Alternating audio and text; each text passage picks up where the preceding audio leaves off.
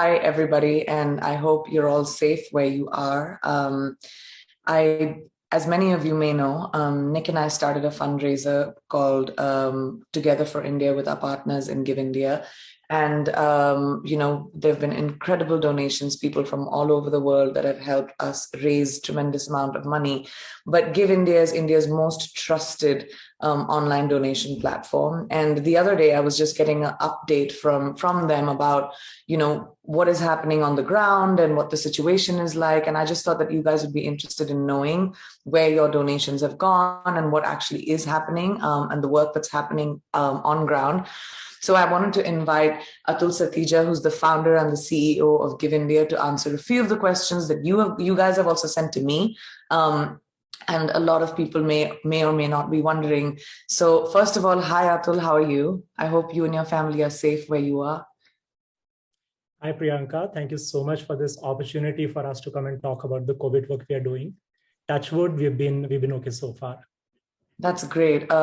It's so amazing the kind of work that you guys are doing on ground. I mean, COVID-19 has hit India, as most of the world knows, in such a massive way, and it's so heartening to see citizens rallying together, people around the world rallying together to come out and help, because until everyone is safe, no one is really safe.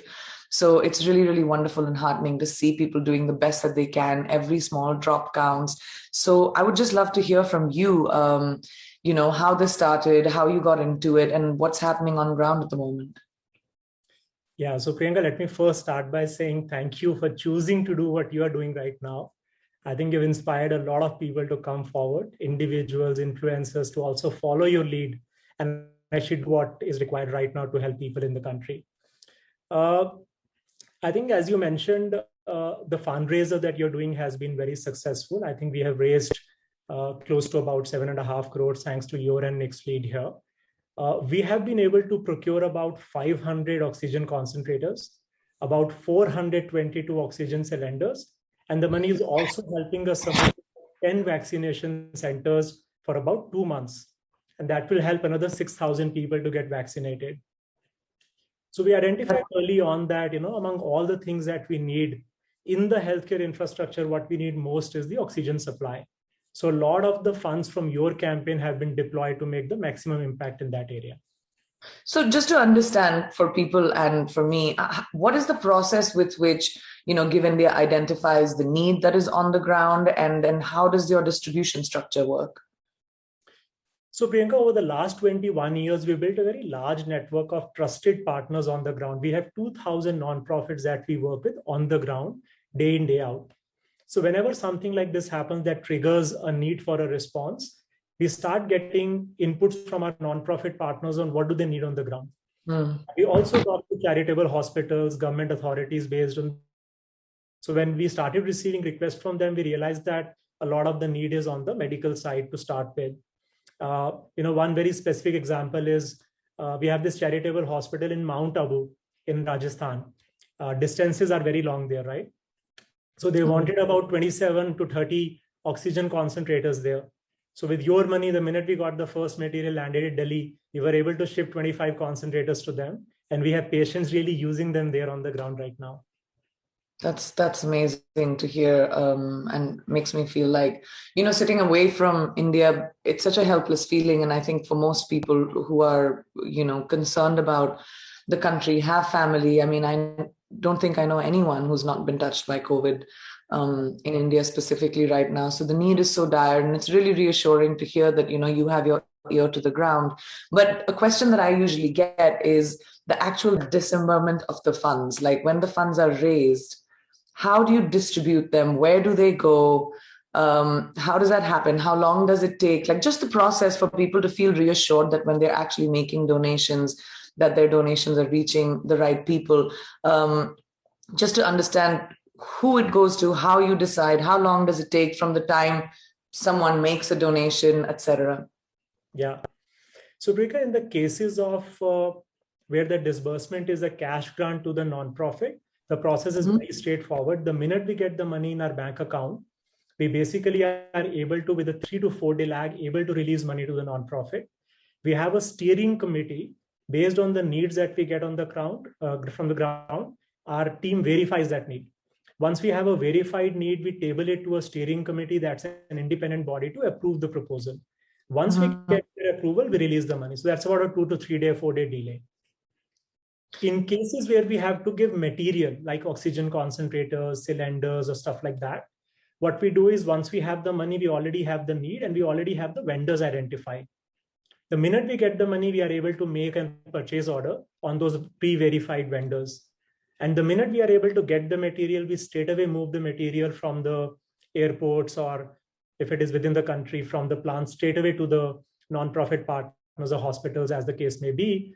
And that process is mostly the long pole there is the manufacturing and the material availability. In the case of concentrators, it sometimes takes a couple of weeks because they are being imported. Or in case of plants, it takes 3 weeks or 4 weeks as well. But if it is cylinders within the country, that's like a 48 hours, 72 hours kind of delay. I can't believe we're actually sitting here, Atul, and having conversations like this. Just for people watching, just to understand, how did we get here? Like how did we get here, and how long do you think, just because your ear is to the ground, how long do you think it'll take for us to be able to, for this curve to at least be curtailed with the numbers that are right now? It's a very difficult one to comment on, Priyanka, because so many medical experts are looking at it. Governments are trying to sort of figure out how to fight it. And I think in the short term, the saving grace is that as fast as the number climbed up, they're also coming sharply down, at least in big cities. Unfortunately, it is actually moving towards the entire country in rural areas where we know that the healthcare infrastructure is very weak, at least compared to the cities, it's very, very weak. So the wave is traveling, and I hope it very quickly leaves and gives us time to vaccinate the country well, and we are able to reduce the damage that it's causing right now. So that's our sort of hope. I hope it in the next month or so, we are able to see that the wave is sort of subsided and giving us room and space to react thoughtfully and vaccinate everyone. Yeah, it's unbelievable and so scary.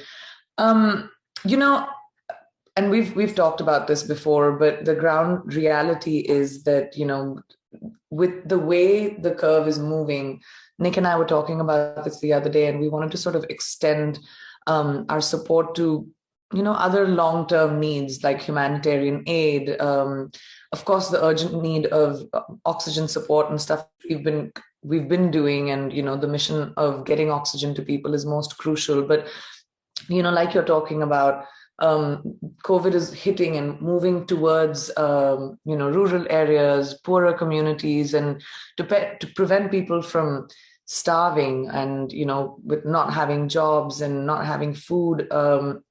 So Nick and I really wanted to get into extending support to, raise funds to provide cooked meals or even dry rations to families that don't have an opportunity right now, especially outside of the urban cities. What is Give India doing for that? Are you working with nonprofits that provide that kind of support? So Priyanka, the main a large part of our nonprofit portfolio actually provides humanitarian aid. Last year, we closely supported about 2.5 lakh people with cash relief, and a very large number of people, 50 lakh plus people, we provided food and dry rations last year. This year also, the reality is actually equally bad, if not worse. We work in communities in Jharkhand with tribal families, and we saw that their income levels came down, Priyanka, from 750 rupees or so a week to about 150 rupees a week now. So imagine when you're living at the margin and 75% of your income disappears. There was a study from Azim Premji University recently that said COVID-19 is pushing about 230 million people back in poverty, more in urban than in rural, but still the percentages are very, very high. So it has had a very, very large impact on hunger, malnutrition. I mean, all the kids who were actually in schools getting midday meals, 95 million of them, they're not getting midday meals right now, which is the only source of meaningful nutrition for them. So lockdowns is also causing, more and more damage here. So what we are doing is we are already working with about 60 nonprofits, and we have disbursed a few $1 million to them, specifically for food and dry rations. Sometimes these ration kits are for a week, sometimes a fortnight, sometimes a month. And they are helping not just daily wages or migrant workers, but they're also helping municipal staff, orphanages, elderly in need, sick patients, hospices, and all the other people as well. So I think your support in this area is very timely as well.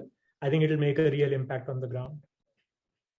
I mean, look, we are here to do whatever we can. Please lean on Nick and I as your partners. And I just want to say thank you so much for taking the time, for clarifying, answering so many of our questions. And just to everybody out there, I would just say that, every donation counts. You can see where your money is going. You can see that your money is going to the right place.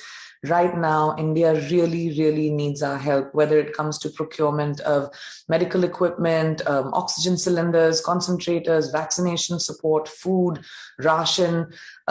This is the time to step up. And like Atul just told us about, the stat that has come out that the pandemic has actually pushed 230 million Indians into poverty. And that has a direct impact on malnutrition and hunger, and that has a direct impact on society and the future of the country. So please feel responsible. I urge you to donate. We can help, and please know that your money is in the right hands and your money is going to people who actually need aid. So thank you to all of you who came out and donated. Thank you to all of you who have helped. And especially, Atul, to you and your team at Give India and all the NGOs that are doing such selfless God's work. I'm so grateful that we have people like you who have set up and thought about, helping the country get back onto its feet. So thank you so much for your goodness. And thank you to everyone who donated. And please continue to donate. Priyanka, thank you. And huge shout out to you as well from all of us at Give India. We're very grateful for all the support we've been getting. And I think what you've started has already become a people's movement. And what really India needs is your support now. Thank you. Of course, always. Thank you so much. Thank you, everyone. Thank you.